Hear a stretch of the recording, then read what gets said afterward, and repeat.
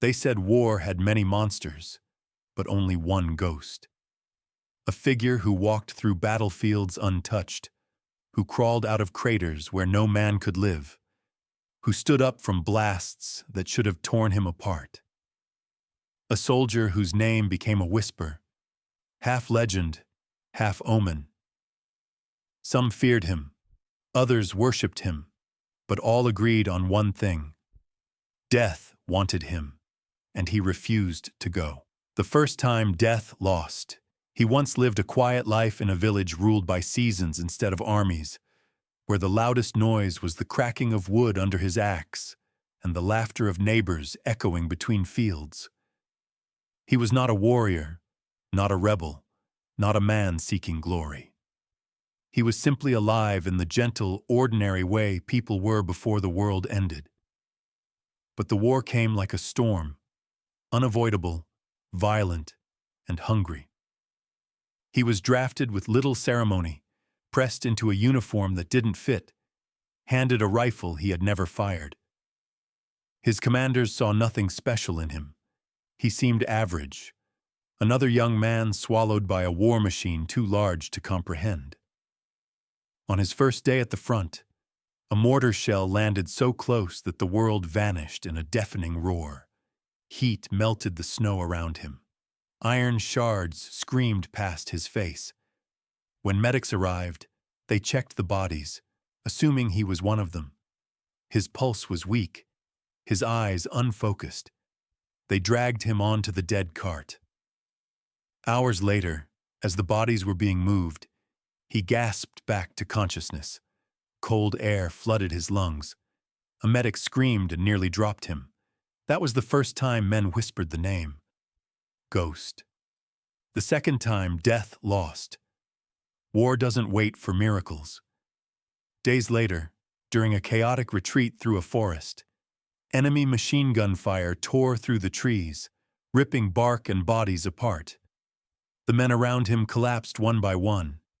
He sprinted toward cover, heart pounding so violently he could hear it over the gunfire. Then, crack. A sniper's bullet slammed into his helmet at perfect angle and perfect force. He collapsed instantly. His comrades shouted for medics, but none could reach him under fire. Hours passed. Smoke cleared. Silence settled. When soldiers finally crawled out to collect the dead, one man knelt beside him and found the helmet dented inward, the bullet crushed inside the steel. But the man beneath it breathing, barely. The bullet had curved, scraping only his skin. Another soldier murmured, repeating the rumors. He's not a man. He's a ghost. The third time. The winter campaign swallowed battalions whole. Frost-bitten bodies lay scattered like statues. Soldiers wrapped rags around their feet, hoping frostbite wouldn't claim them before enemy bullets did. Hunger hollowed faces into skulls.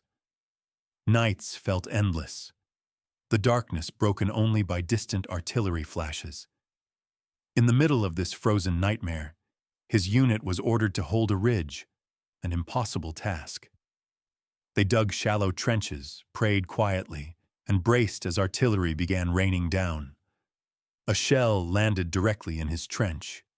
Heat and dirt exploded around him. Shrapnel tore through everything in reach. The trench collapsed. His comrades cried out, believing no one inside could survive. But when the dust settled, he climbed out, bloodied but standing, coughing through debris as snowflakes landed on his burned uniform. From that day on, even hardened veterans stepped aside when he passed. War makes men into shadows. He never wanted the reputation. He hated the look soldiers gave him, some fearful, some reverent, some resentful. The more he survived, the more isolated he became. Because survival in war is not a blessing, it is a burden. He carried the weight of every man who died beside him. He remembered their names, their last words, their unfinished stories. And every time he clawed back from the edge of death, He wondered why he lived while they didn't. But death wasn't done trying. The Bridge of Fire. The worst ambush came near a ruined bridge. Nothing more than splintered wood and twisted metal hanging over a river choked with ice. His squad was crossing when machine guns opened from the tree line, pinning them in place. Explosions tore through the structure. Men fell screaming into the freezing water below. A grenade rolled at his feet. He dove, but the blast still swallowed him. Shrapnel tore through his coat. His ears rang. His world spun into darkness. He floated unconscious on the river for minutes, maybe hours, until branches caught his body against the bank.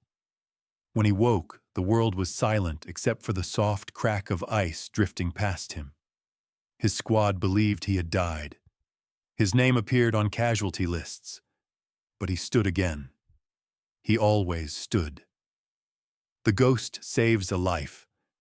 Stories of his survival spread, but the moment he became legend wasn't when he lived.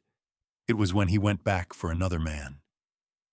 During a nighttime bombardment, a soldier from his squad was trapped beneath a collapsed wall. Flames lit the sky. Buildings crumbled around them.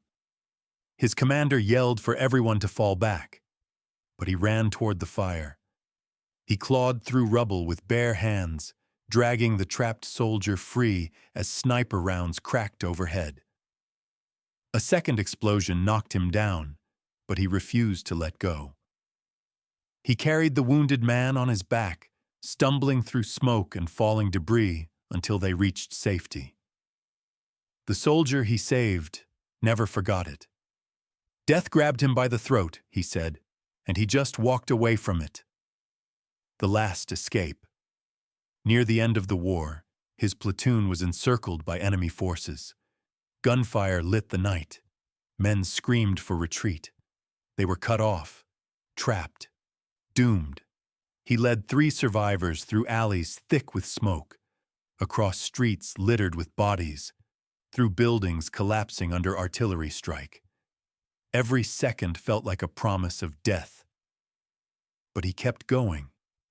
At one point, a falling beam pinned him to the ground. The others tried to drag him free, but flames roared toward them. They told him to leave, to run, to survive without him. He refused. With a roar fueled by desperation, he ripped himself loose, dragging blood across the stone floor.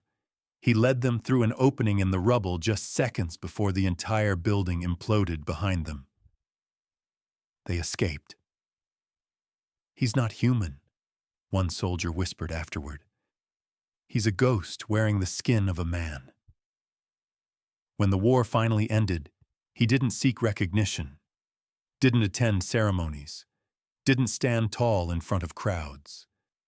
He went home quietly to rebuild a life that no longer felt like his. Some nights, old soldiers knocked on his door, not to ask for help, but to make sure he was real, to remind themselves that the figure who walked untouched through hell actually existed. He rarely spoke of the war, and when he did, he never mentioned the times death reached for him. Because he knew the truth. He survived not because he was blessed, but because he refused to die while others still needed him. He lived a long life, decades longer than anyone expected. When he finally passed, it wasn't on a battlefield. It wasn't in fire or chaos or in the jaws of death. It was in his sleep, surrounded by family, long after the world had changed. An old soldier who heard of his passing simply nodded and said, "Death couldn't take him in war, so it waited for peace."